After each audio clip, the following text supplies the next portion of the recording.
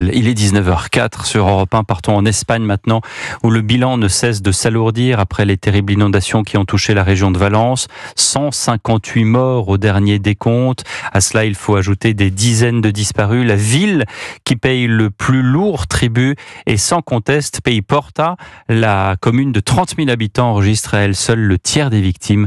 Charles Lhuillier est l'envoyé spécial d'Europe 1 sur place. Reportage. Ici, plus qu'ailleurs, des dizaines de maisons se sont transformées en montagnes de gravats.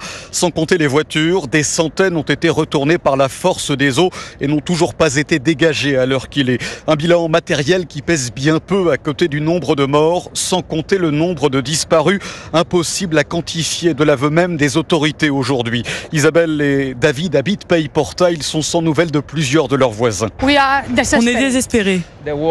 Mais le pire, ce sont tous ces gens qui sont morts. On a des amis, des voisins, on ne sait pas où ils sont. Ils sont probablement décédés. C'est vrai que l'eau est arrivée à une telle vitesse ici. Tout s'est passé très vite, en 10 ou 20 minutes. Une mère avec 2 enfants est morte dans une voiture sous 6 mètres d'eau. C'est horrible. C'était des gens très jeunes. Alors pour sauver ce qui peut encore l'être, ici à Pays Porta, de nombreuses personnes sont venues des 4 coins de la région apporter leur aide. Beaucoup affluent vers le centre-ville, équipés de pioches, de pelles pour aider les sinistrés. Ils apportent aussi des packs d'eau car une grande partie de la ville n'a plus d'électricité ni d'eau du robinet.